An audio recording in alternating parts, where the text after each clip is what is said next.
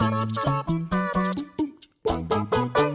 the Teenage Mutant Ninja Turtles being best known for their wonderful, if cheesy cartoon, it stands to reason that most people would consider the comics to probably be a light-hearted romp through some tubular times. In actuality, the comics have always been far more interesting, far more fleshed out, and far weirder than you'd ever initially give them credit for. Not only does the series legitimately have a dark tone at points, it also explores some surprisingly dark topics that you wouldn't expect a comic about anthropomorphic terrapins to cover.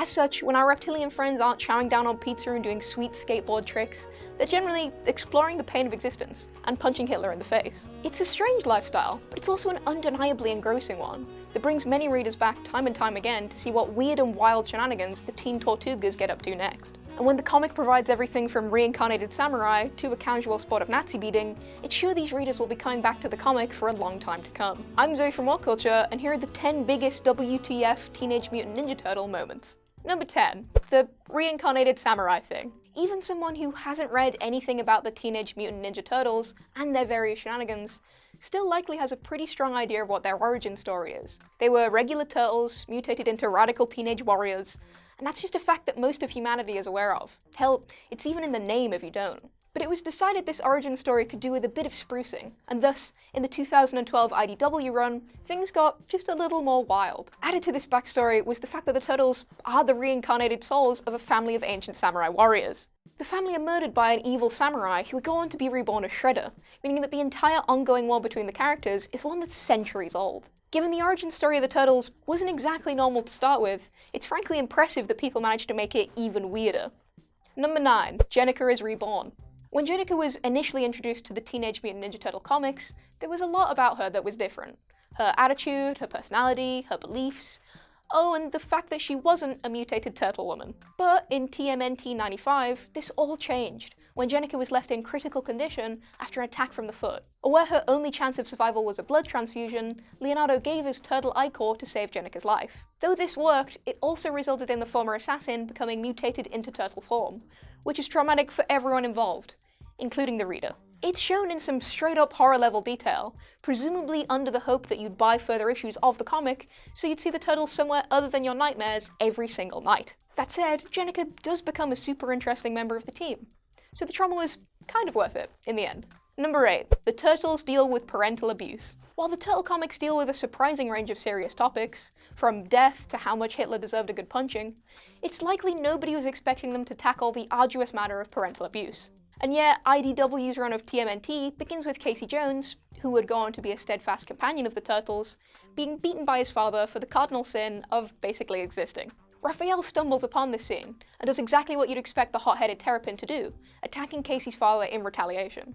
Though the Turtles are no strangers to sensitive topics, the speed at which this first issue goes from cowabunga-level fun to heartbreak could easily give you whiplash. Number 7. KRANG'S family reunion. Whatever your first exposure to the squid-looking villain Krang was, chances are you thought he was the only one of his kind.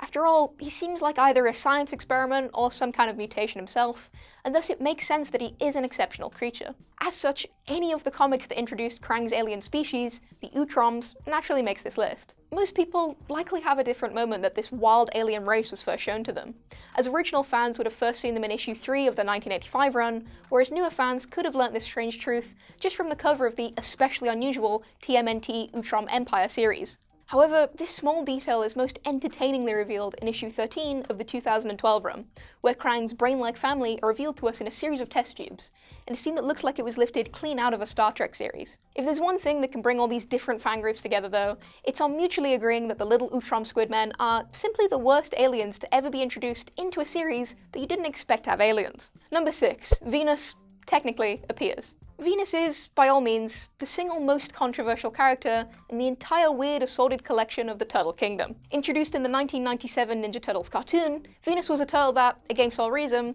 was given breasts, and yet somehow not given a personality. Venus proved unpopular enough that for a long time the Teenage Mutant Ninja Turtle comics had one rule, and that rule was no female turtles. While this rule would be revoked to allow Jennika to be created, it was also briefly challenged in 1997, in the 12th issue of the series. In it, a character who looks almost exactly like Venus appears as the incredibly temporary love interest of one of the turtles. Said romance is incredibly temporary because it turns out this Venus imposter is actually a significantly less well-endowed, shape-shifting mud creature. This puts a natural end to the ongoing turtle-on-turtle action, but it at least shows a character who otherwise would never have appeared in the comics. Number 5. Master Splinter dies. As a rule, mentors of comic heroes either die tragically or live forever as a wise guardian that said hero can go to when they're in times of crisis. Splinter appeared to be in the latter category, as despite having his life threatened seemingly every other comic issue, he remained alive. However, the 100th issue of the newest TMNT run changes all of this. In a suitably badass sacrifice, Splinter gives his life in order to kill a dragon threatening the city, which ultimately requires him to give his life in order to bring back a reformed Shredder from the dead, as his dead body was being used as a conduit to summon and sustain said dragon. That said, upon his death, Splinter is reunited with his beloved wife, so at least it's a happy ending in some regards. Number 4. Cuddly the Cowlick. Cuddly the Cowlick is a giant disembodied cowhead who's able to transport people through time and space by keeping them in his mouth. It's not explained how Cuddly came to be, or how his transdimensional vor works, and while this is annoying, it's also undeniably fair, because the implication is that whatever reason there is must be completely messed up.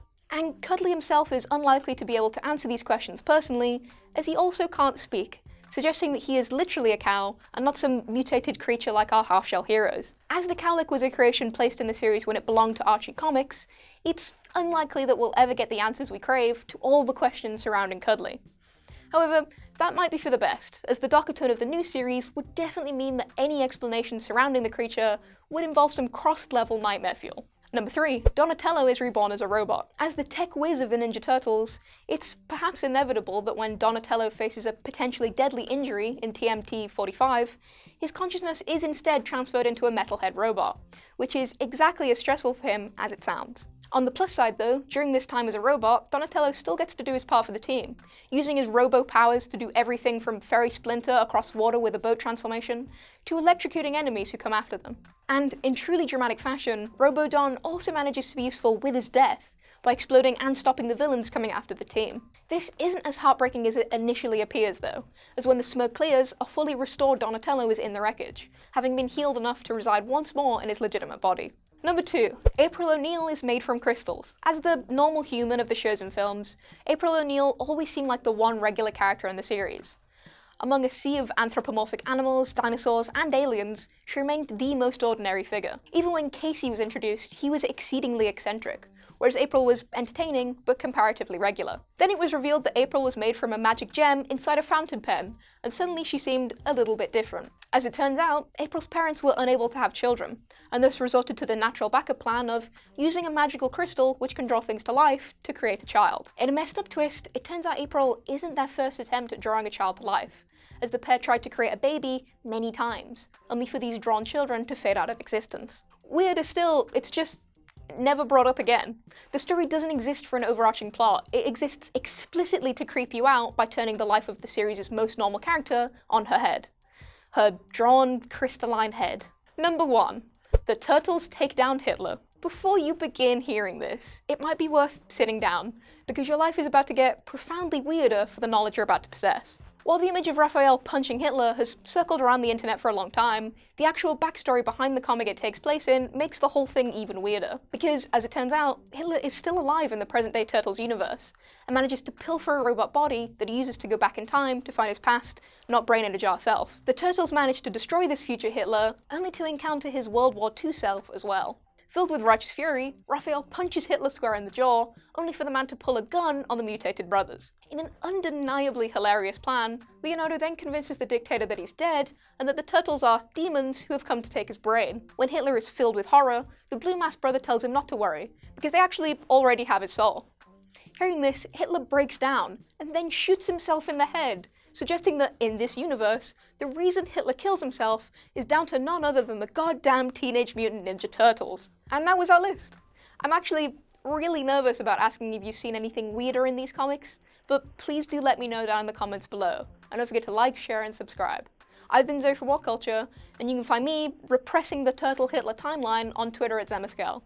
Have a great day. Hello YouTube, we're turning things up to 11 with the launch of What Culture Music. It's our brand new channel featuring all those lists you just can't get enough of, including creepy hidden messages in your favourite pop songs. As well as radio-friendly songs that detail literal murder. That's as well as Chatty Faces, where we get personal with you on our sordid musical tastes, in-depth discussion podcasts, and we're even doing quality fun stuff like tournaments and quizzes too. There's going to be something for everybody, so come on over and make some sweet music with us. Or just watch the videos, that works too. Like, share and subscribe at the link below, and we will see you there. Bye.